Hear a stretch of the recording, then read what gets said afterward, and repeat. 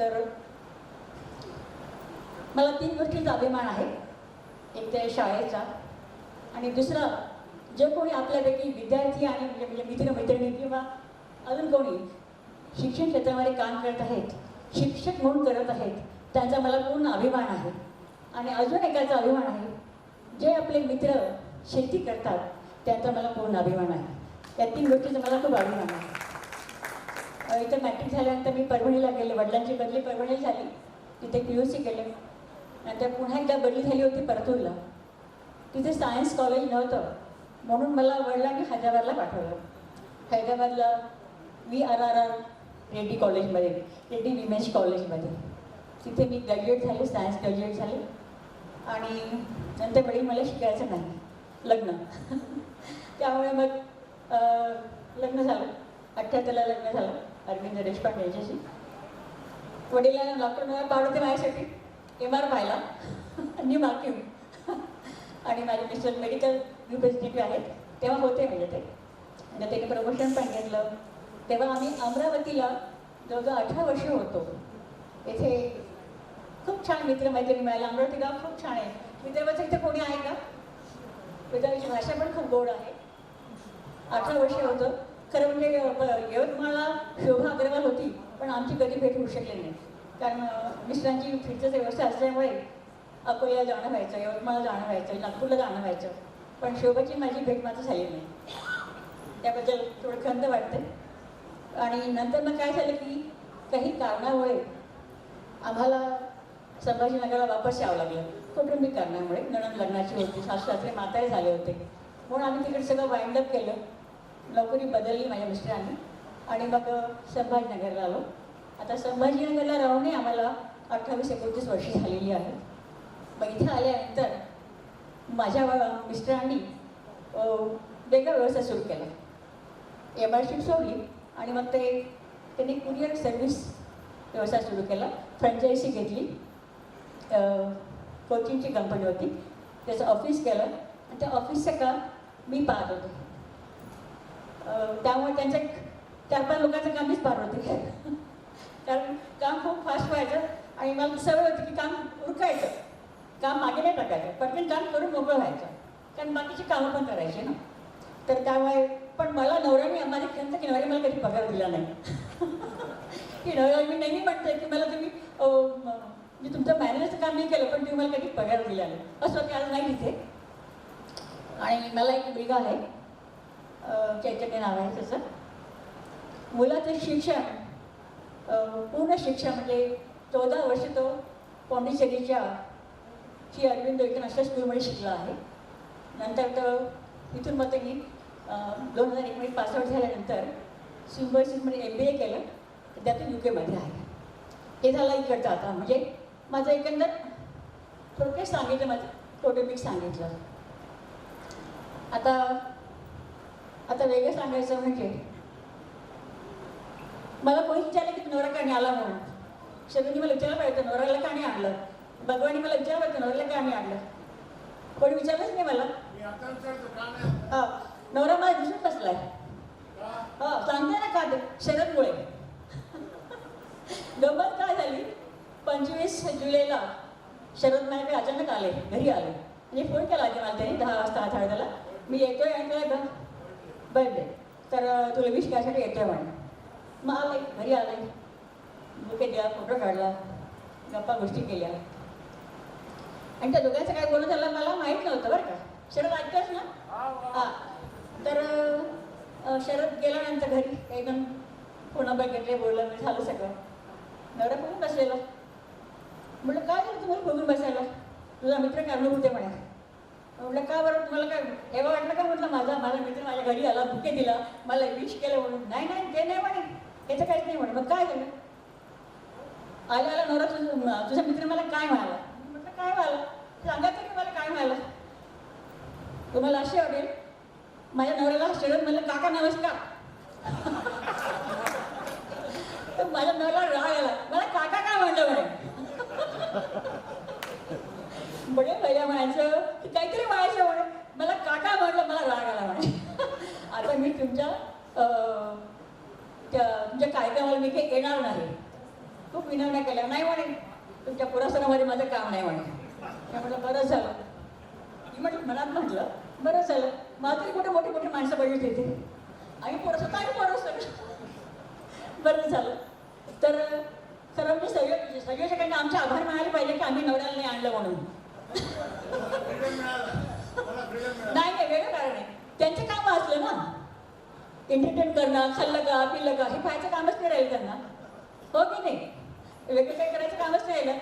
आम्ही मैत्री नावे आहे, तुम्ही तुमचे मित्र सगळ्यांना आपापले चालू आहे आपले कार्यक्रम सगळे. तर असं आहे. तर शरद अच्छा याच्या लक्षात ठेवायचं, कुठल्याही मैत्रीच्या नवऱ्याला काका नाही म्हणायचं.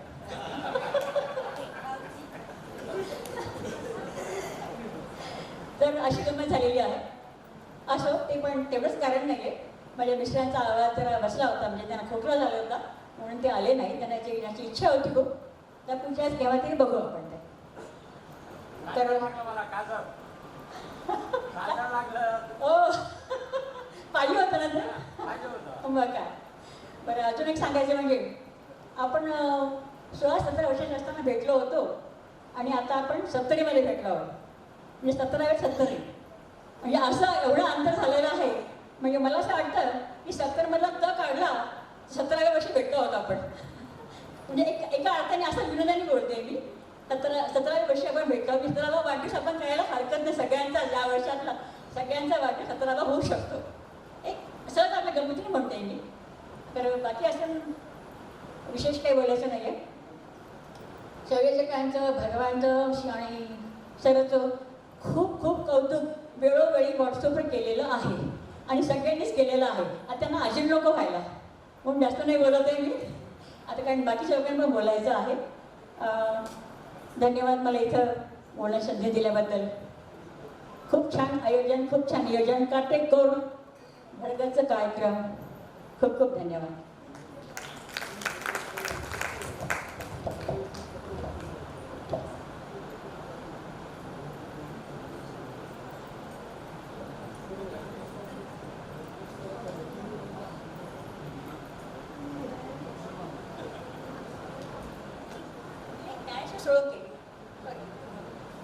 ज्ञानेश्वर सोळंके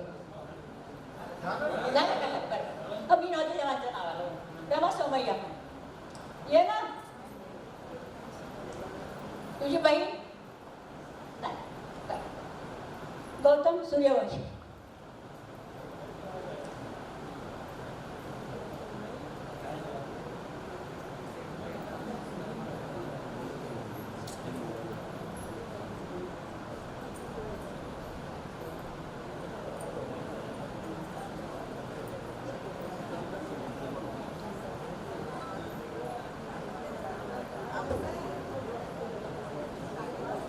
या आपल्या सर्व विद्यार्थी बंधू भगिनींनो, व्यासपीठावरचे मान्यवर, ज्यांच्या चरणी ठेवितो मी माथा, ज्यांच्या चरणी मी ठेवितो माथा, जीवनाची गाथा घडविली, अशा गुरुवर्य मंडलिक गुरुजींना मी वंदन करतो. आणि तुम्ही जे सर्वजण घडलात तर तुम्हालाही वंदन करतो. मंडलिक गुरुजीसह अनेक गुरुजनांनी माझ्यावर संस्कार केले. ते संस्कार अजूनही विसरत नाही. सद्गुरु वाचुनी सापडेना सोय, सद्गुरु वाचुनी सापडेना सोय, धरावे ते पाय आधी आधी, आपणासारखे करीती तात्काळ, नाही काळ वेळ तया लागे. अशा प्रकारचे हे गुरुजन आहेत की आपल्यासारखे विद्यार्थी घडले पाहिजे ही तळमळ ज्यांच्यामध्ये होती, असे ते मंडलिक गुरुजीसह आम्हा सर्वांना शिकवलेले गुरुजन.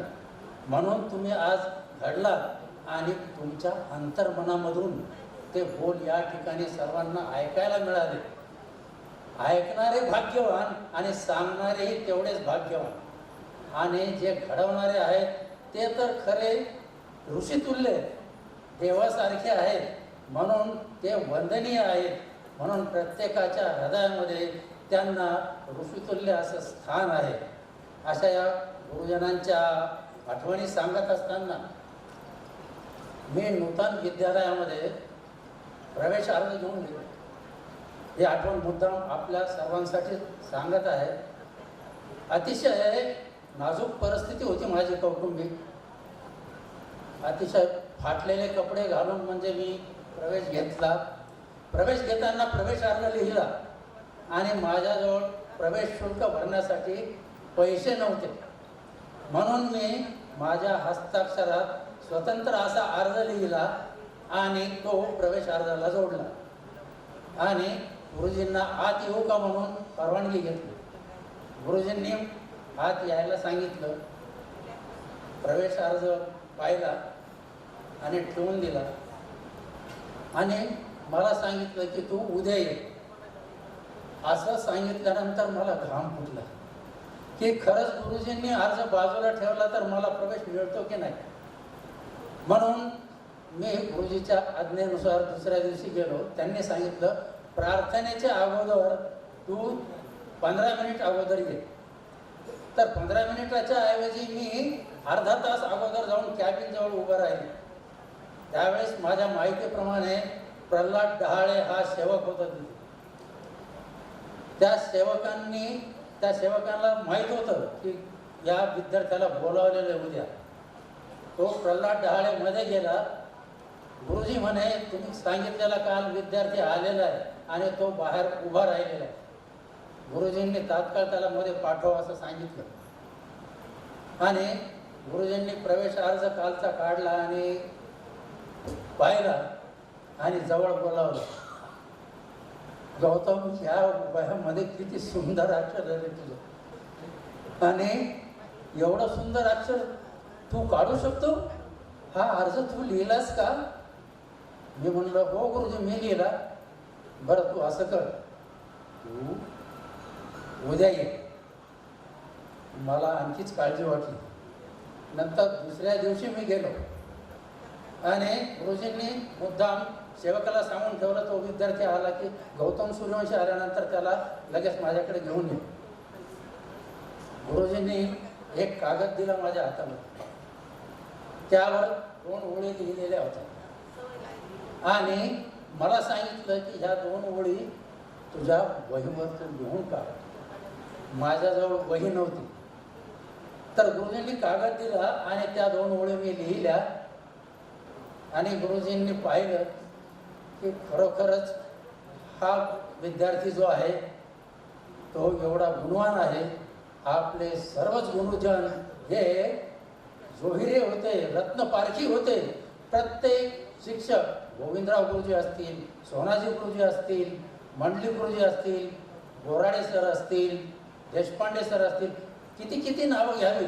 या ठिकाणी त्या गुरुजनांचं उद्या भेट होणार आहे तुमची.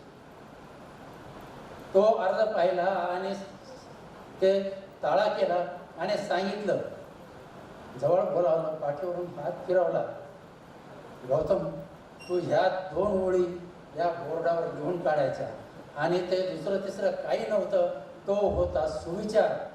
व्रतपत्रामध्ये आलेला गुरुजींची सवय होती. पहिलं व्रतपत्र गुरुजी वाचायचे वाचनालयात पेपर पाठवण्यापूर्वी. तो सुविचार मी लिहून काढला, फळ्यावर लिहिला आणि गुरुजी एवढे प्रसन्न झाले. दुसऱ्या दिवसापासनं सुविचार लिहिण्याचं काम गुरुजींनी मला दिलं. बहुतेक तुम्ही सर्वांनी ते सुविचार वाचले असावेत शाळेत शिकत असताना. आणि याचा परिपाठ म्हणून माझं हस्ताक्षर सुंदर आहे हे गुरुजींना माहीत झाल्यानंतर येणाऱ्या 15 ऑगस्टला गुरुजी त्यावेळेस एवढे द्रष्टे होते. त्यांना साहित्याची आवड होती. आपल्या सर्वांसाठी त्यामध्ये गुरुजींनी लिहायला सांगितलं. त्या 4 ओळीच फक्त मी सांगतो सुरुवातीला. तिरंगा ध्वज पाहता दृष्टी गेली क्षणी, तिरंगा ध्वज पाहता दृष्टी गेली क्षणी, देशभक्तीचा प्रकाश ध्वजाने पाळीला आमच्या मनी, पाळीला आमच्या मनी. देशभक्तीचा नारा हा शिकवितो तिरंगा हमारा, हा शिकवितो तिरंगा हमारा. अशा प्रकारचा देशभक्तीचा संस्कार गुरुजींनी तो रुजवला, सुविचाराचा रुजवला. त्यामधून आम्ही घडलो आणि हाच संस्कार मला नूतन महाविद्यालयामध्ये प्रवेश घेतल्यानंतर डी.आर. सरांनी बहुतेक मंडले गुरुजींनी सांगितलं असेल की तुमच्याकडे हा विद्यार्थी येतोय मॅट्रिक झाल्यानंतर. तिथे डी.आर. सरांनी मला बोलावलं आणि मला पुन्हा सुविचार लिहिण्याचं काम दिलं आणि ते सुविचार मी एवढा अविरत लिहित होतो की महाविद्यालयाचे सगळे विद्यार्थी आणि सगळे पाहुणे हे त्या ठिकाणी येऊन ते वाचायचे आणि विचारायचे की हे सुविचार लिहिणारा कोण आहे. तर प्राचार्य डी.आर. सर मला बोलवायचे आणि माझा परिचय करून द्यायचे.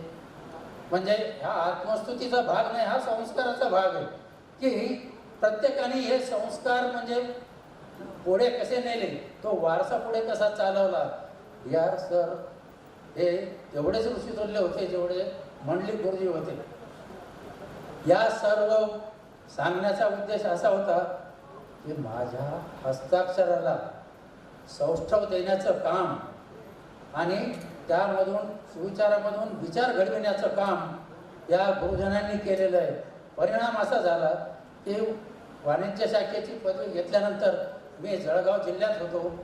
तिथून 15 पैशाचं आंतरदेशीय पत्र मी डी.आर. सरांना पाठवलं आणि सांगितलं, त्यामध्ये लिहिलं की मी ज्या आई समान संस्कार करणाऱ्या या संस्थेमध्ये मला आईची सेवा करण्याची संधी जर मिळाली तर मी स्वतःला भाग्यवान समजेन. असं करून मला त्या 15 पैशाच्या आंतरदेशीय कार्डावर नोकरीला त्या ठिकाणी नूतन महाविद्यालयात म्हणजे डी.आर. सरांनी नियुक्ती दिली. त्यावेळेसचा पगार होता 100 रुपये, परंतु तो सहस्र रुपये एवढा मोठा होता, कारण ते त्यांनी दिलेलं मी पहिला पगार बक्षीस मानलं आणि सरस्वतीनं लक्ष्मीला माझ्या पदरात टाकल्याचं समाधान त्यावेळेस मिळालं. असं करतच मी पुढे कारकून झालो.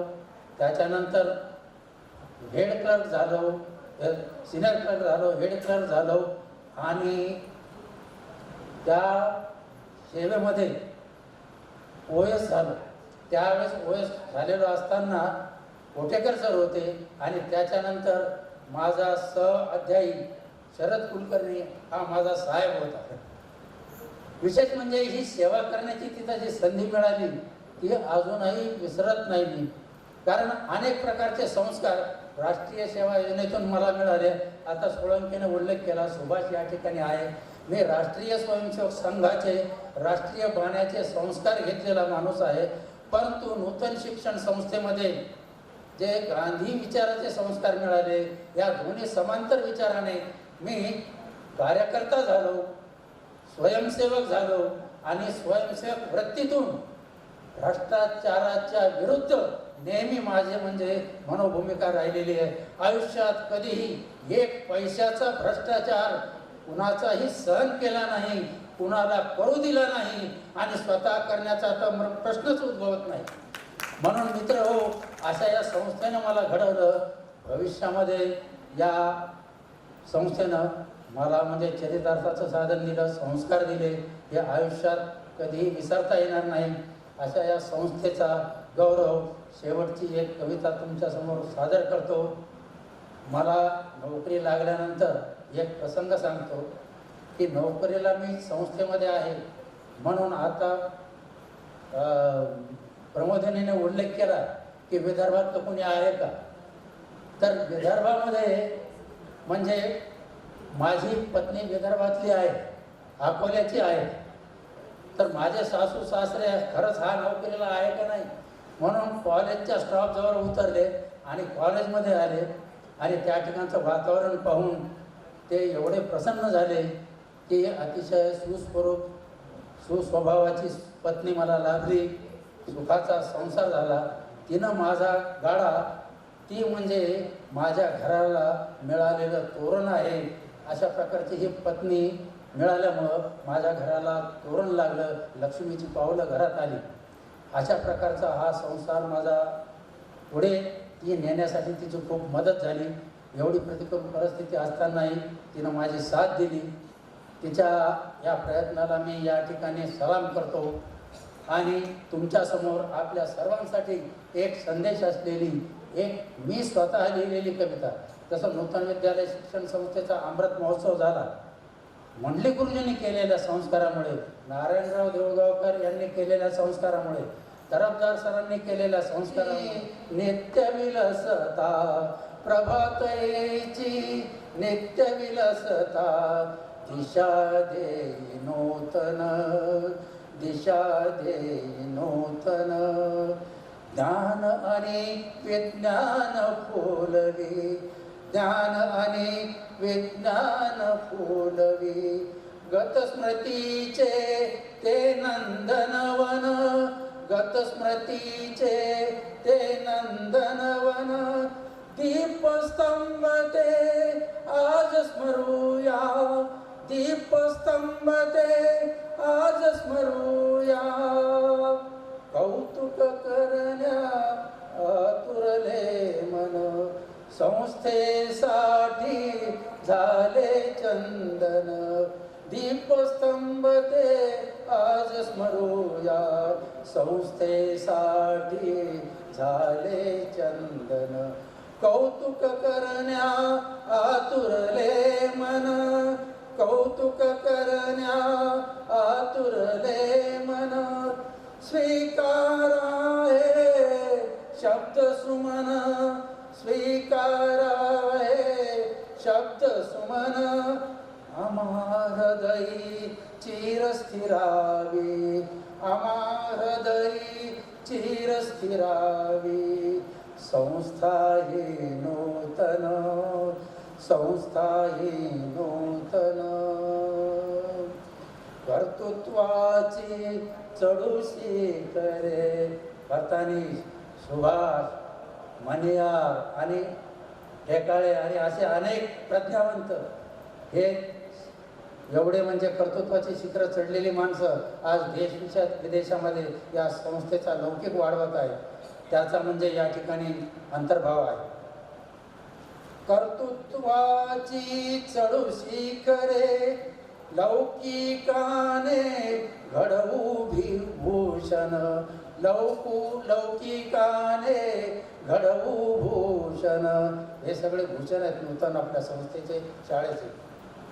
संकल्पाच्या सिद्धीसाठी संकल्पाच्या सिद्धीसाठी समर्पित हो हे तन मन धन समर्पित हो हे तन मन धन नित्य आसावे श्री आमुचा नित्य असावे श्री आमुचा गुरुजनांचे आशीर्वचन गुरुजनांचे आशीर्वचन पुनर्जन्म हा इथे मिळावा पुनर्जन्म हा इथे मिळावा गुरुकुल हो जिथे नूतन गुरुकुल हो जिथे नूतन गुरुकुल हो जिथे नूतन. भारत माता की जय. धन्यवाद. माझं हे थोडंसं लांबलेलं आपण ऐकून घेतलं त्याबद्दल क्षमा मागा. खूप खूप धन्यवाद. खूप छान व्यासपीठ आणि उपस्थित मित्रमैत्रिणींनो आणि बाकीचे कुटुंबियांनो त्यामध्ये करतो माझ्यावर एवढं बर्डन टाकलं आहे की कार्यक्रम वेळेचा आज संपवायचा आहे आणि मी या शाळेतला असा विद्यार्थी आहे की माझ्याकडे खूप सांगण्यासारखे. आता मीच संयोजक म्हणजे संचलन सगळं सूचना करणारा आणि आता मलाच जास्त बोलायची खूप मर्यादा आलेली आहे. तरी मी जेवढं माझं मनोगत कमी करता येईल त्याचा प्रयत्न करतो कारण मला माहिती आहे कार्यक्रम संपवायचा आहे. पुढचे बाकीचे कार्यक्रम वाट पाहायला लागले त्या बर्डनखाली जेवढं बोलता येईल तेवढं बोलण्याचा प्रयत्न करतो. मग मित्रांनो मी खरं म्हणजे आत्तापर्यंत कुठेतरी सालगडी राहिलो असतो. 1900 म्हणजे माझ्या शिक्षणाच्या काळामध्ये माझी घरची परिस्थिती इतकी बिकट होती शिकून काहीतरी पुढे माझ्या जीवनात बदल होईल याची किंचितही मला शक्यता नव्हती. पण अशा काही किरकोळ म्हणजे घटना घडत गेल्या की माझ्या जीवनाला वळण मिळत गेले. पहिली घटना मी शाळेत असताना माझे मोठे बंधू जे होते माझं 1ली ते 4थीपर्यंत कासारगडमध्ये शिक्षण झालं. 5वी ते 7वी पाथरगावामध्ये शिक्षण झालं. 5वी ते 7वीला मी पाथरगाव 2 किलोमीटर अंतरावर पायी जात होतो. पण त्याच वेळेस हायस्कूलची व्यवस्था हातगावला होती कासापूर ते हातगाव हे 7-8 किलोमीटर अंतर होतं. तिथे माझे मोठे भाऊ शिकत होते. त्यावेळेस गावातले 10-15 मुलं जे शिकायचे, दररोज हातगावून कासापूरला येताना मुलांचे काही ना काहीतरी भांडणं व्हायचे आणि त्यामध्ये आमच्या बंधूचा नंबर असायचा. मारलं तरी असेल किंवा भांडणं झाले काहीतरी वगैरे. आणि वडील त्या मुलांच्या भांडणामुळे इतके वैतागून गेले, पण काही विलाज नव्हता. आणि मी जेव्हा 7वी पास झालो तेव्हा आता याचं शिक्षणाचं काय करायचं. मग हातगाव काही हे इतकं चालणंही शक्य नाही याच्यासाठी. आणि हातगावचं ते वातावरण, ते मुलांचे भांडणं वगैरे ते वडिलांना नको होतं. पण शिकवायला पाठवायचं तर कुठं पाठवायचं. त्या दरम्यान आमच्या गावातले 2 मुलं मॅट्रिक पास झाले. एक मॅट्रिकला होता आणि एक पुढे कॉलेजला शिकायला येणार होता. मग त्यांच्यासोबत यांना खोली करून देऊ. आता खोली करून द्यायची तर मग स्वयंपाकाची काय सोय करायची. पण मी लहानपणी गावातले कोणाचेही सांगितलेले कामं करायची मला सवय होती. त्या काम ऐकण्याच्या सवयीमधनं मला शिक्षक काम सांगायला आले गावातले पहिली दुसरीला असताना. मग शाळेतलं सगळं ते शेण आणायचं, शाळा सारवण करायची, शिक्षकाचा चहा करून द्यायचा, पोहे करून द्यायचे. मग ते करत त्यात मी शिक्षकाचा स्वयंपाक करून द्यायला, त्यांचे भांडे घासायचो. आमचे 2-3 मुलं होते सगळे मित्र. 2-3 वर्षे कंटिन्युअस शिक्षकाचा स्वयंपाक सगळं आम्हीच करायचो. त्यामधलं मी स्वयंपाक शिकलो. ते माझ्याकडे स्वावलंबन आलं. म्हणजे 8वीपर्यंत भावाच्या प्रॉब्लेममुळे हातगावला शिकवायला पाठवायचं नाही, शेवटला पाठवायचं, दुसऱ्या मुलांसोबत पाठवायचं. तर त्या मुलांवर बर्डन झालं नाही पाहिजे. ते म्हणले काही नाही, आमच्या मुलांना स्वयंपाक येतो, तुम्ही सगळे हाताने स्वयंपाक करून खाऊ शकता. हे त्या मुलांनाही माहीत होतं. म्हणून मग शेलूला शिकायला आम्हाला पाठवण्यात आलं सगळ्याबरोबर. जोडीदार मिळाल्यामुळे शेलू आला. शेलूला ॲडमिशन घ्यायचं बाकीचं काहीच माहीत नाही. आपल्याकडे आमचे वर्गमित्र मान्यवर रोडगे, त्याचं आजोळ माझं गाव, त्याचे मामा लहानपण, आमच्या लहानपणाची गोष्ट आहे. त्यांचे मामा मला घेऊन आले, नंबर 3चे मामा. मग ॲडमिशन घ्यायचं शेलूमध्ये नंतरमध्ये गेलो. त्यावेळेस ते म्हणाले तुला काय घ्यायचं. मला काहीच कळलं ना. आपलं त्यावेळेस ऐच्छिक विषय असतो, एक ऐच्छिक शब्दाचा अर्थही कळलं ना. ते म्हणाले तुला ऐच्छिक विषय कोणता घ्यायचा. ते म्हटलं काय आहे. ते म्हणलं एक नागरिक शास्त्र आणि एक हायर मॅथमॅटिक्स आहे. घ्यायचं म्हणजे काहीतरी देणार असं वाटलं. म्हणलं मला काही द्या, काही असं काही कळतच नव्हतं. मग ते म्हणाले आपले ए डिव्हिजनला आपले दाजी आहेत क्लास टीचर, वर्ग शिक्षक VS रोडगे गुरुजी. मग त्यांच्या जर डिव्हिजनला टाकलं तुझ्यावर लक्ष राहील. ए आणि बी हायर मॅथमॅटिक्स विषयाचे डिव्हिजन होत्या. मग माझ्यावर त्यांच्या दाजीचं लक्ष राहावं म्हणून त्यांनी मला हायर मॅथमॅटिक्स दिलं. आणि त्या अपघाताने मला कसं म्हणा माझं जीवन त्या गणिताकडे जोडलं गेलं. योगायोगाने पहिल्या तिमाही परीक्षेमध्ये मला गणितात 90 मार्क पडले. खरं तिथे 100 किंवा 98-99 झाले असते, थोडी चूक झाली होती. माझी उत्तरपत्रिका पाहिली, श्याम मंडळाने उत्तरपत्रिका पाहिली. तो लॅटिका जो थोडंच चुकलं शेवट उत्तर, बाकी सगळं बरोबर आहे. शिक्षकांना बोलायचं आम्हाला खेळातल्या मुलांना काही सवय नव्हती. त्यांनी लगेच रोडगे गुरुजीनंतर माझा उत्तरपत्रिका दाखवली. तर एक ठिकाणी थोडंच चुकलं, 1 किंवा 2 मार्क काटा. सर म्हणले काही नाही, उत्तर चुकलं ना. 10 मार्काचा प्रश्न होता, 10ला 10 काटले. अशा प्रकारे 90 मार्क मिळाले. मला त्यावेळेस आयुष्यात पहिल्यांदा असं कळालं की एखाद्या विषयाला पैकी मार्क आपणही घेऊ शकतो. तोपर्यंत 50, 55, 45 हे म्हणजे आमची मार्क घ्यायची लिमिट झाली वगैरे. आणि मग इतके सगळे शिक्षक चांगले, विद्यार्थी चांगले, इतके संस्कारित विद्यार्थी. खेडेगावातलं माझं वातावरण असं होतं की एखाद्या मुलाला बोलवायचं झालं तर एक शिवी देऊन बोलवायचं. सगळी शिवराळ भाषा शब्दामध्ये. आजही तशी परिस्थिती. इथं आले की सगळे सुशिक्षित मुलं, चांगल्या घरातली मुलं. माझ्या बोलण्यातली भाषा बदलली, सगळे चांगले संस्कार झाले आणि विषयात म्हणजे गणित विषयाची गोडी लागली. योगायोगाने मग मला मॅट्रिकला 100 पैकी 100 मार्क मिळाले. तेव्हा DK देशपांडे गुरुजी असतील, VS रोडगे असतील, आमचे गोविंदराव देशमुख गुरुजी असतील, या सर्वांचं इतकं माझ्यावर म्हणजे उपकार आहेत की माझ्या आयुष्याला पूर्णपणे दिशा बदलली. मॅट्रिकला पण चांगले मार्क पडल्यानंतर मग मी पुन्हा PUCला बऱ्यापैकी टिकलो. पण फर्स्ट इयरला इंजिनिअर नंबर लागला नाही लागल्यानंतर तर सेकंड इयरला ॲडमिशन घेतलं. फर्स्ट इयर 500 मार्काचं, इंजिनिअरिंग नंबर लागल्यामुळे तिथे मार्क कमी पडले, 52-53%. Second year 1000, 1050 मार्काचं. सगळे मुलं सेकंड इयरला नाही लागल्याने मार्क ॲडमिशन घेणार. शिक्षणातला इंटरेस्ट कमी झालेला. आपापच कोणी टिकेटी कमी टक्केवारी मार्क. थर्ड इयरला त्यावेळेस पहिल्यांदा निघाला ऑनर्स सिस्टीम. मग ऑनर्समध्ये कुठला तरी एक विषय निवडायचा. मला वसंत आंबले भेटले, ते म्हणले SB कॉलेजला मॅथमॅटिक्ससाठी चांगला स्टाफ आहे, तू तिथे चल. म्हटलं माझी राहायची काय सोय. ते म्हणे बाकीचे माझे वर्ग मित्र आहेत, तुझे राहायची त्यांची पार्टनरमध्ये रूम पार्टनर व्यवस्था करतो, तू फक्त ॲडमिशन घेऊन ये. तेव्हा जेव्हा मी कॉलेज जातो तेव्हा घरून फक्त 10 ते 15 रुपये घेऊन आलो होतो. आता डायरेक्ट कॉलेज SBला जायचं औरंगाबादला, तिथं फीस भरून ॲडमिशन घेऊन यायचं होतं. बाकी राहायची सोय काहीतरी होणार होती. मग मी अर्ज दिला, TC काढली. मला लायब्ररी डिपॉझिटचे 20 रुपये मिळाले, लॅबोरेटरी डिपॉझिटचे 20 रुपये मिळाले, ते 40 रुपये, घरून आलेले 10-15 रुपये. 50-55 रुपये घेऊन मी 2 रुपये 35 पैसे त्यावेळेस औरंगाबादचं रेल्वेचं तिकीट होतं. औरंगाबादला गेलो, SBमध्ये ॲडमिशन घ्यायला गेलो. तिथं मला सवय लागली की DRकडे जायचं, एक अर्ज लिहायचा. माझी आर्थिक परिस्थिती फार बिकट असल्यामुळे माझ्या आता 2 रुपये किंवा 5 रुपयावर प्रवेश द्यावा, राहिलेले पैसे माझ्या स्कॉलरशिपमधून टाकून घ्यावे, कारण मला तेव्हा नॅशनल स्कॉलरशिप मिळत होती. तिथं तसा अर्ज दिला तर मला उभंच राहू देणार. शहरातल्या कॉलेजना काही विद्यार्थ्यांची काही तेवढी हे नसते वगैरे, तेवढं नाही तुम्हाला ते अर्ध्याच्या वर फीस भरावीच लागेल. मी इतका हिरवस लावून बाहेर आलो, मला तेव्हाच माझ्या डोळ्यासमोर DR कुलकर्णींचा पूर्ण त्यांची प्रतिमा उभी राहिली की DR सर घरी मुलांची किती काळजी घ्यायची. इथे तर आपल्याला कोणीच विचारेना. अर्धा पाऊण तास थांबलो, पुन्हा डबल गेलो म्हणलं तर मी आता खूप लांबून आले पर्वत दिलं की माझ्याकडे इतकेच पैसे आणि नाही तर मग माझं शिक्षणच होत नाही वगैरे. तेव्हाच त्यांनी 30-35 रुपये काहीतरी भर म्हणून सांगितलं. ते भरून मी ॲडमिशन घेऊन आलो आणि नंतर पुढचा मार्ग लागला. तिथेही मला शिकवायला प्राध्यापक चांगले होते आणि त्यावेळेस माझ्या दुकानात SBची अशी प्रतिमा होती की SBचा कुठलाही निकाल लागला विद्यापीठाचा तर मेरिट फर्स्ट. मला फर्स्ट इयरचे कमी मार्क, सेकंड इयरचे कमी मार्क, पण थर्ड इयरला एकदम 600 पैकी 585 काहीतरी मार्क मिळाले. मला 85% मार्क मिळाले.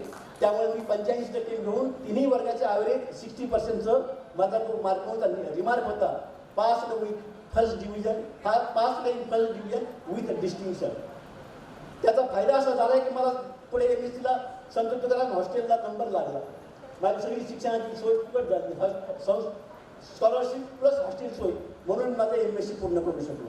MSc 1 वर्ष कसं तरी केलं की माझ्यासोबत एक जो MA इंग्रजी झालेला मुलगा होता, तो त्या मराठा शिक्षण संस्थेत जागा निघाला शिष्याला. मला म्हणजे मला माझ्यासोबत कोणी नाही, चल तू माझ्यासोबत इंटरव्ह्यू द्यायला. गेलो बरोबर. तेव्हा मॅथमॅटिक्सची पण जागा आहे, तू एक अर्ज कर, ते इंटरव्ह्यू. मग इंटरव्ह्यूचा अनुभव घेण्यासाठी म्हणून मी अर्ज केला. त्यांनी डॉक्युमेंट वगैरे काही मागितलं नाही. इंटरव्ह्यूमध्ये आमचे सगळे अर्ज घेतले की शिपाई बाहेर आला, जे B.Ed नाही ते बाहेर जा. मॅथमॅटिक्सवाले फक्त विदाउट B.Ed असतील तरी थांबायला काही हरकत नाही. म्हणजे पुन्हा माझा इंटरव्ह्यू झाला, त्याचा इंटरव्ह्यू झाला नाही आणि त्या इंटरव्ह्यूमध्ये मी सिलेक्ट झालो. मग पुन्हा आता आपण तर गरीब आहेत, नोकरी मिळाली, नोकरी कशी सोडून द्यायची. मग मी ती नोकरी लक्ष्मीला लाभ मारू नये, मी ती शाळेची नोकरी स्वीकारली. MSc सेकंड पार्ट सोडून दिलं आणि शाळेवर जॉईन झालो. पण ते मला जिद्द होती आपल्याला सिनियर लेक्चरर व्हायचे. ती BScच्या बेसवरची शाळेची 3 वर्षे औरंगाबादची नोकरी केली आणि त्याच्या आधारे नंतर पुन्हा MScला पुन्हा MSc मॅथमॅटिक्सला पुन्हा फर्स्ट क्लास मिळवला, मेरिट फर्स्ट आलो आणि त्या आधारे मग मानवतला डायरेक्ट सिनियर लेक्चरर झालो आणि पुढे माझं जीवन. त्याच्यानंतर पुन्हा MPhil केलं आणि मी व्यवस्थित प्रवेश झालो. हे सर्व करतानंतर मग मी आपलं शिक्षक 3 वर्षे करिअर करायचं म्हणून लग्नाचा विचार केला नाही. सिनियर लेक्चरर झालो, पाहता 2-3 वर्ष झालं, मुली माझं सुरू झालं, पण तरी लग्न झालं नाही. मग थोडं बऱ्याच मुली पाहिल्या. प्राध्यापक होतो, थोडंसं जरा हे आलं होतं आणि मनासारखं काही मुली धावून आले नाहीत. काही चांगल्या मुली होत्या पण त्या श्रीमंत घरातल्या होत्या. मला माझ्या गरिबी परिस्थितीत जाणीव होती. मी विचार करायचो की हे सगळं व्यवस्थित आपल्याला लग्न करून किती सगळं करतील, पण त्या श्रीमंत घरातून आलेली मुलगी आपल्या गरीब घरात ॲडजस्ट होणार नाही, म्हणून मी त्या मुली टाळल्या. आणि असं करत करत 2-3 वर्षे माझं लग्न लांबलं. कॉलेजमध्ये गॅदरिंगला फिशपाऊंड यायची. अनमॅरिड प्राध्यापक म्हणलं की त्या फिशपाऊंडचा टार्गेट असायचा, तोही अनुभव घेतला. आणि असं एकदा मग जेव्हा परळीचं स्थळ आलं, वडिलांनी मला बोलून घेतलं आणि पहिल्यांदा सांगितलं, हे बघ आता मुली पाहायचं बंद झालं, तू आता या अवस्थेत असेल मुली फायनल करून दे. वडिलांना मी शब्द दिला, हो दादा मी आता फायनल करेन. आणि मग जे आता माझं लग्न झालंय, मी बाकी कशाचा विचार केला नाही. वडिलांना तो शब्द दिला होता, त्याच्या आधारावर मी पसंत केली आणि आमचं लग्न झालं. पण माझं नशीब आज आहे. आणि तुम्हाला सांगतो, माझं नशीब इतकं चांगलं, अगदी मी आज तुम्हाला पूर्णपणे मोकळं बोलणार आहे. वेळ झाला मला माहिती, पण माझ्याकडे सांगण्यासारखं खूप आहे. मी पहिल्या रात्री रात्रभर मिसेसला माझा स्वतःचा इतिहास सगळा सांगितला प्रामाणिकपणे. आणि तू घरात कसं वागायला पाहिजेस हे तिला रात्रभर समजावून सांगितलं. तुझ्यावर काय जबाबदारी आहेत, कारण माझ्या मोठ्या भावाला 3 मुली आणि 2 मुलं होती. माझ्या 2 बहिणी, माझ्याकडे मला एक लहान भाऊ होता, 2 बहिणी होत्या. त्यांचं शिक्षण, त्यांचे लग्न, म्हणजे भाऊ बहिणी 3 आणि पुन्हा भावाचे लेकरं 3. आणि घरातला शिकलेला मी होतो, बाकीचे लहान होते, मोठा भाऊ शिकलेला नव्हता. ही सगळी आम्ही ठरवलं होतं की घरातले जर आपण शिकलेला असतो तर आपण घराला पुढे आणणं आपलं काम आहे. हे सगळं मी पहिल्या रात्री मिसेसला समजावून सांगितलं. तिनं ते आयुष्यभर इतकं लक्षात ठेवलं की मला पुन्हा तिला मिसेसला काहीही समजावून सांगायचं काम पडलं नाही. आणि हे सगळं कामं 2 बहिणीचे लग्न केले, त्यांचे दोन्हीचे 2-2 बाळंतपण केले, भावाचं लग्न केलं, भावाच्या 3 मुलींचे लग्न झाले, त्यांचेही 2-2 बाळंतपण केले, भावाच्या 2 मुलींचं लग्न केलं, 8-10 लग्न माझ्या हातावर झालं.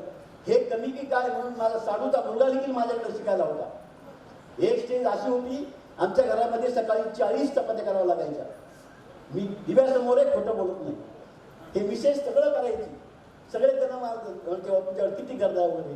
आणि हे करत असताना मी स्वतः घर बांधायचा कधी विचार केला नाही. बाकीचे लोक प्राध्यापक झाले की 2-3 वर्षात त्यांनी घरं बांधली.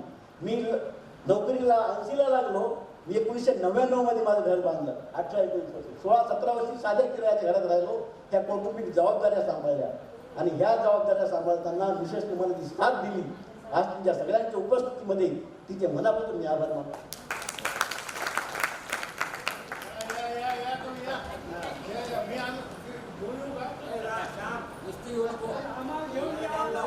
हे सगळे संस्कार मला घडवण्यात नूतन विद्यालय, नूतन शिक्षक आणि मला लाभलेले चांगले मित्र.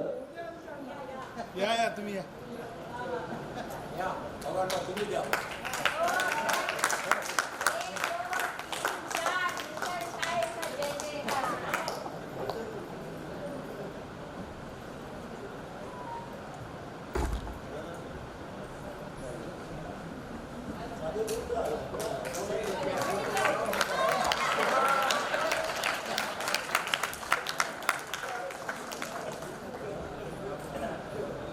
श्याम मनिया, सुभाष परतानी, श्रीकांत दीक्षित, अंबादास गोंदवलेकर, अरविंद चितळे, सतीश पांडे, प्रबोधिनी देशपांडे, सरदेश पांडे, पुष्पा झोमर, ह्या आणखीन काही आहेत. हे सगळे फर्स्ट क्लास विद्यार्थी. त्यांच्या प्रेरणेनं मी अभ्यास करायचो. त्यांची बरोबरी केली पाहिजे, आपण त्यांच्याकडून काही शिकून घेतलं पाहिजे, म्हणून माझ्या जीवनाला आकार मिळाला. हे माझ्या लाईफमध्ये सगळे दीपस्तंभ आहेत. म्हणून यांना शाळा आणि हे विद्यार्थी आणि माझे शिक्षक यांना मी कधीही विसरणार नाही. एवढ्या सगळ्या चांगल्या संस्कारात मी माझ्या जीवनाची वाटचाल जरी केली, तुम्हाला सांगतो माझ्या बुद्धीने एकदा खूप मोठी माती केली. मी वडिलांच्या बाबतीत अतिशय चुकीचं वागलो. मला त्याची आजही खंत आहे. जसं एकदा राजकारणात दादा चुकीचं बोलले आणि यशवंतराव चव्हाणच्या समाधीवर जाऊन दिवसभर मौन पाळलं आणि पापक्षालन केलं. मलाही ते पाहून असं वाटलं की आपण जी आपल्या वडिलांच्या बाबतीत एक चूक केली, ती कुठंतरी आपण आपलं पापक्षालन केलं पाहिजे, प्रांजळ कबुली दिली पाहिजे. ही जी मी चूक केलेली आहे ही माझ्या पत्नीला माहीत नाही, माझ्या मुलांना माहीत नाही, माझ्या भावाच्या घरी कधीही कोणालाही व्यक्त केली नाही. आणि माझ्या दृष्टीने चूक झाली, वडिलांना त्याचं काही जाणवलंही नसावं असं होतं.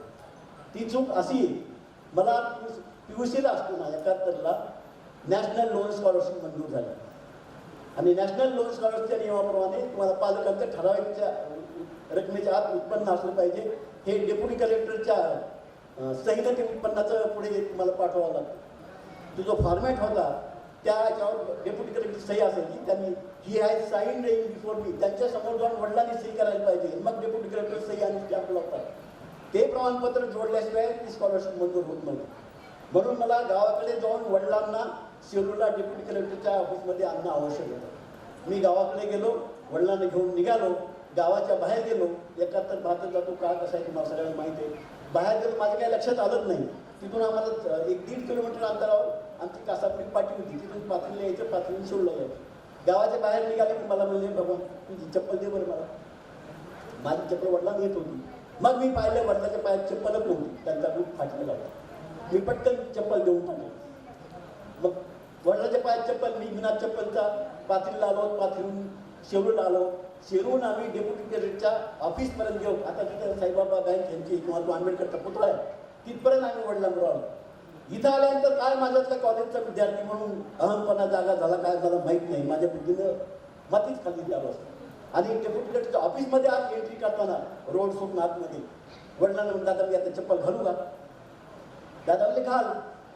माझ्या डोक्यामध्ये आपण कॉलेजचे विद्यार्थी आहेत आणि आपल्या पायात चप्पल नाही, मग आपण चप्पल घाला. पण वडील त्यावेळेस अनुवानी ही जी मला जाणीव व्हायला पाहिजे ती त्यावेळेस माझ्या बुद्धीला झाली नाही. ती माझ्याकडून मोठी चूक झाली. वडिलांना काही वाटलं नाही. मग तिथून आत जाताना चप्पल माझ्या पायात, वडील अनुवानी. आम्ही त्या डेप्युटी कलेक्टरच्या ऑफिसमध्ये गेलो. तिथं गेलो की आत जाताना जवळ चप्पल तर बाहेर सोडावं लागत होती. आत गेलो, त्यांना भेटलो, त्यांनी सही केली. पुन्हा बाहेर आलं. बाहेर आल्यानंतर मग रोडला आले की पुन्हा मी वडिलांना चप्पल दिली. हा प्रसंग संपला. वडिलांना तर काही वाटलं नाही. पण मी जेव्हा केव्हा विचार करायचो, मी वडिलांची असं का वागलो. आपल्या वडिलांना पायात चप्पल नव्हती तर आपण ती चप्पल काढून स्वतःच्या पायात घेण्याचं काही कारण नव्हतं. पण त्या वयात समजलं नाही मला काय असेल. हे जे पाप मी केलं याची मला आतल्या मनामध्ये कायमची खंत वाटत होती आणि ती कुठेतरी प्रांजळपणे व्यक्त झाली पाहिजे. जेव्हा हे आपला गेट टुगेदर ठरलं, म्हणलं ज्या मुलांच्या ज्या मित्रांच्या सानिध्यात मी चांगला घडलो त्यांनी मला अशा चुकीच्या गोष्टी शिकवल्या नाहीत, पण तरी माझ्या बुद्धीने माती खाल्ल्यामुळे माझ्याकडून चूक झाली.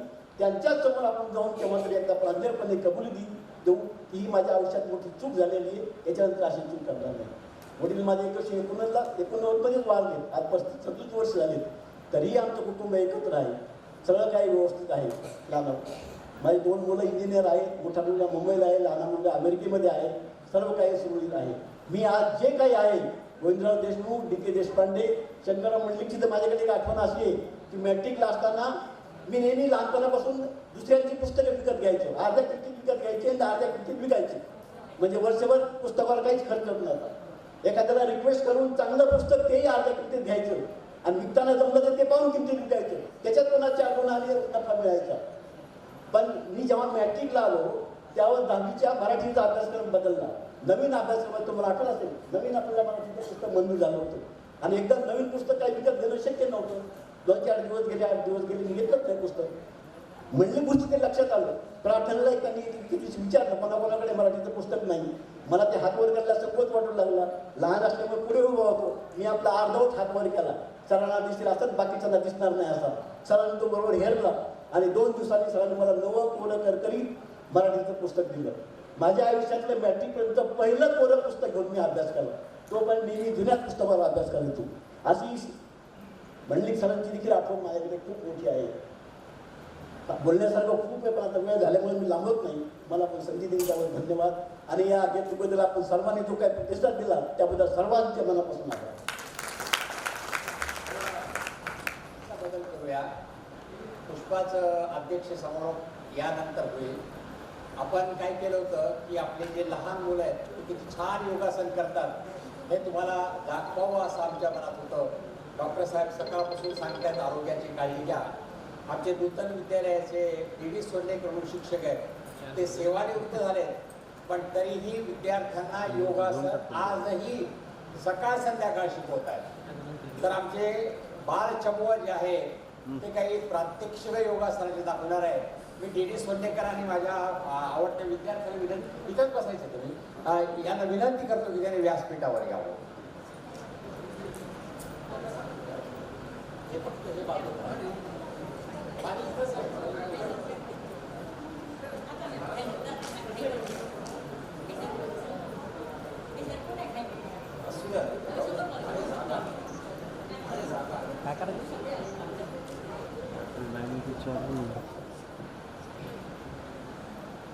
ही पूर्ण फ्रंट बेंडिंग आहे. ही सोडा सोडा साईड पोज मध्ये घ्या. फोटो त्यांना करू एवढी जागा नाही. चल पटकन. बरोबर.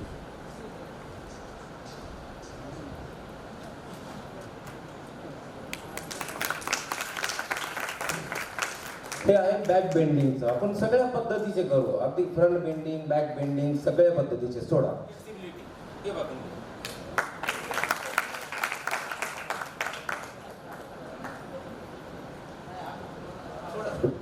आपण सगळं आता सांगणार आहे.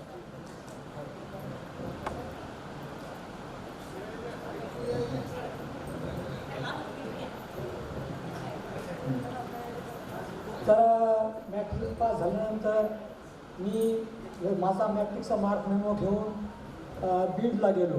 तिथे कृष्ण काकूचं नेमकंच होमिओपॅथी कॉलेज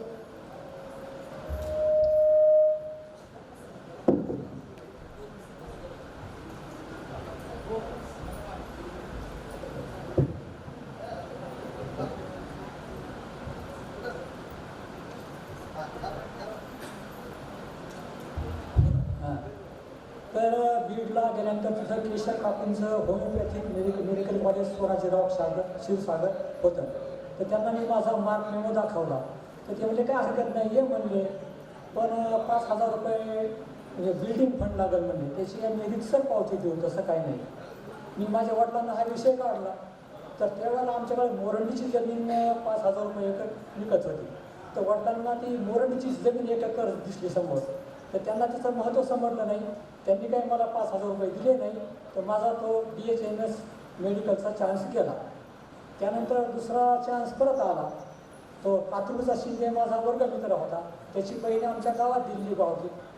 तो आला, मला म्हणला तो उचल म्हणला, आपले शामराव कदम बीड जिल्हा DCCचे अध्यक्ष आहेत आणि तिथे 5,000 रुपये दिले की परमनंट जॉब म्हणजे नोकरी क्लर्कची. तर परत मी वडिलांना परत 5,000 रुपये मागितले.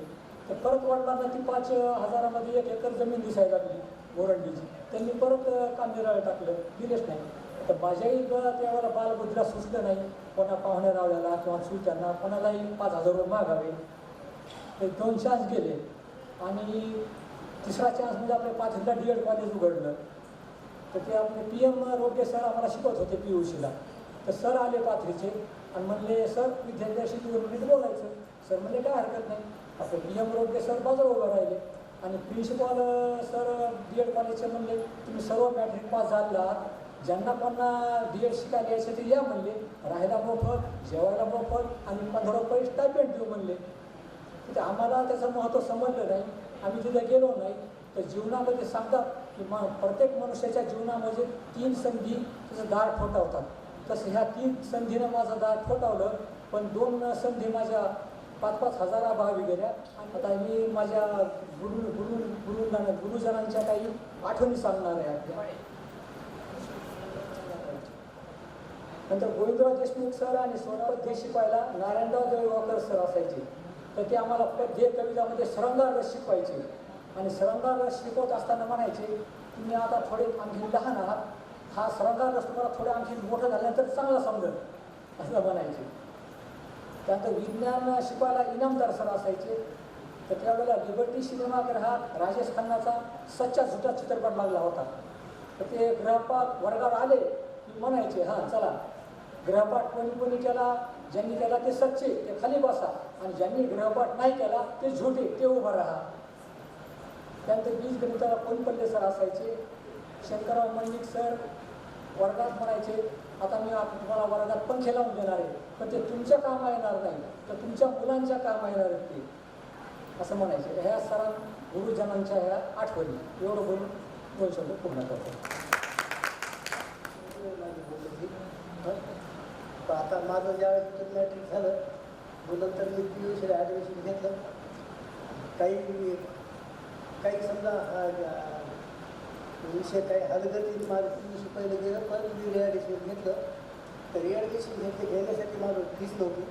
तर त्यावेळेस मी वेगवेगळ्या तलाव चालू होतं, त्या ठिकाणी काम चालू होतं. त्यावेळेस 1972 दुष्काळाचं काम चालू होतं. ते दुष्काळाचं सर्टिफिकेट कॉलेजमध्ये गेलं, परत रिॲडमिशन घेतलं PUCमध्ये. आणि मग माझं नंतर PUC मिळालं, पण नंतर मी पुढं फर्स्ट इयर घेऊ शकलो. आता माझं इच्छा आपल्या सेवेमध्ये झाल्या, पुढं काय मी माझ्या व्यापारातच राहिलं. पुढं मी थोडा प्रयत्न केला नोकरीचा, पण पुढं मला यश आलेलं नाही. पण आता हे फक्त मला यांनी सरनी ज्ञान दिलं, म्हणजे याचा फायदा नंतर घेता आला.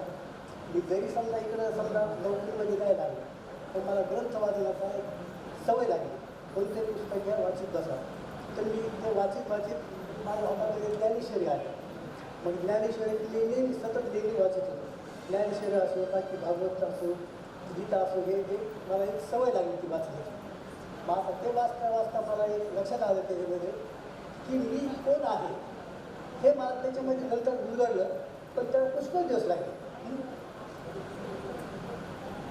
मी कोण आहे हे मला त्याच्यामध्ये बरेच दिवसानंतर कळलं.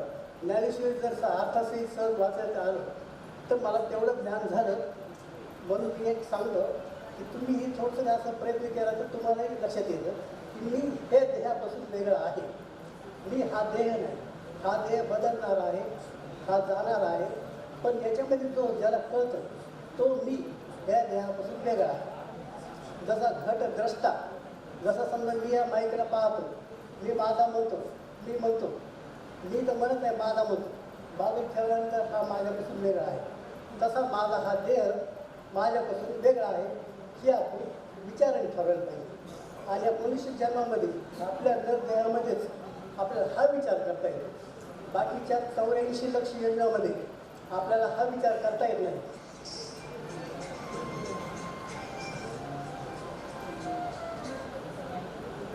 तर हे जर ग्रंथ आपण वाचत राहिलो तर आपल्या याच्यामध्ये एक समाधान हे भेटतं की आपल्या पुढं काय काय पाहिजे आपल्याला. देव पाहायचा, देव करायचा का देव कळून घ्यायचा. तर आपल्याला देव कळून घ्यायचा. बस एवढंच मला एवढं सांगायचं आहे की ज्ञानेश्वरी अर्थासहित वाचा, अभ्यास करा असं मला वाटतं. हे माझा विचार आहे. मी तसं वाटलं म्हणून मला कळत आहे मी या देहापासून वेगळा आहे, मी न मरणार आहे आणि हा देह उत्पन्न होतो, नष्ट होतो. मी स्वतः जो परमात्मा आहे, जो आत्मा आहे, ते परमात्म्याचं स्वरूप आहे. आत्म्याला मरण नाही, जीवाला मरण नाही. जीव न देखे मरण हे आपल्याला लक्षात येतं. बस मी एवढं सांगून माझं नाही, त्याच्याबद्दल खूप वाईट वाटतं, पण मजबुरी होती. आणि त्यानंतर मग मला असं ग्रुपचं पुष्पा धवलकडून माहीत पडलं, माझ्या बहिणीकडून, निर्मला कुलकर्णीकडून माहीत पडलं ग्रुप तयार होऊन राहिलं. तर मी मग विनंती केली मला घ्या म्हणून ग्रुपमध्ये. मी 72मध्ये नसताना मी मला ग्रुपमध्ये घेतलं, त्याबद्दल सर्वांचे मी आभार मानते. पण केल्याबद्दल तर आहेच, गेट टुगेदर केल्याबद्दल आहेच आभार, पण मला घेतल्याबद्दल मी खूप खूप सगळ्यांचे आभार मानते. भगवान भाऊ, भगवान श्रीकांत दीक्षित सगळ्यांचे मी मनापासून आभार मानते मला घेतल्याबद्दल.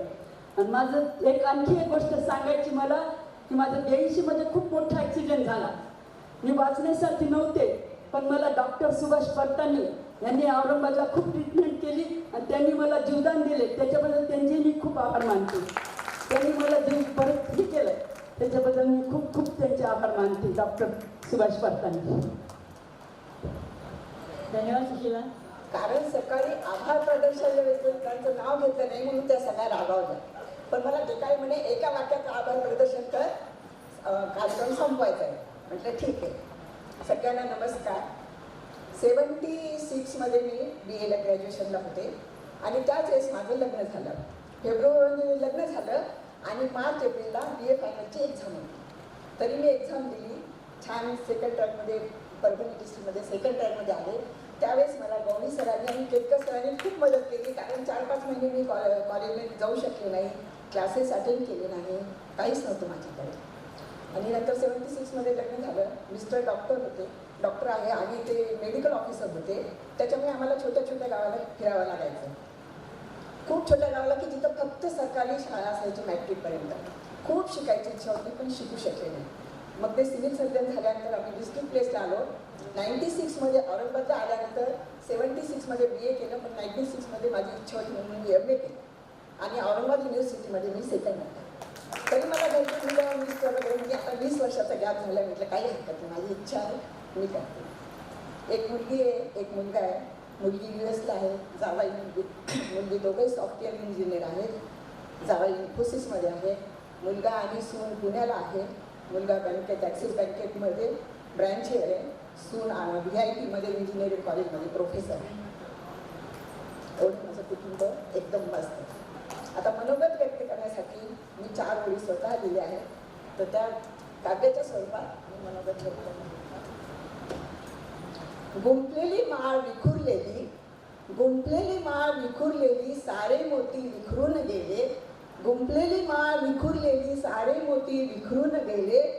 आपल्या धुंदी ध्येयाच्या ध्यासाने वेडावून गेले. आपल्या धुंदी ध्येयाच्या ध्यासाने वेडावून गेले. आयुष्यात चढ उतार होत असताना, आयुष्यात चढ उतार होताना कधीतरी शाळा आठवायची आणि वर्ग मित्र मैत्रिणींच्या आठवणाने सागरात बुडून जायची. डोळ्याच्या कडा अलगद, डोळ्याच्या कडा अलगद अश्रूंनी चिंबक होऊन स्वतःलाच विचारायची, परत हे दिवस कधी येतील का? स्वतःलाच विचारायचे, परत हे दिवस कधी येतील का? आणि एक दिवस मेसेज आला गेट टुगेदरचा. आणि एक दिवस मेसेज आला गेट टुगेदरचा. ओठावरचं हसू सहज खुललं, ओठावरचं हसू सहज खुललं आणि भेटीच्या ओढीने मन हरपून गेलं. आणि भेटीच्या ओढीने मन हरपून गेलं. आपण सगळे भेटणार. भेटीच्या ओढीनं आजचा दिवस आपल्यासाठी सोनेरी अक्षर ठरलं आणि परतीच्या प्रवासात सप्तरंगी इंद्रधनुष्य ठरलं. आणि शेवटी आता ज्याची आपल्याला गरज आहे, सगळ्यांना आपल्यासाठी उत्तम आरोग्याच्या शुभेच्छा देतो.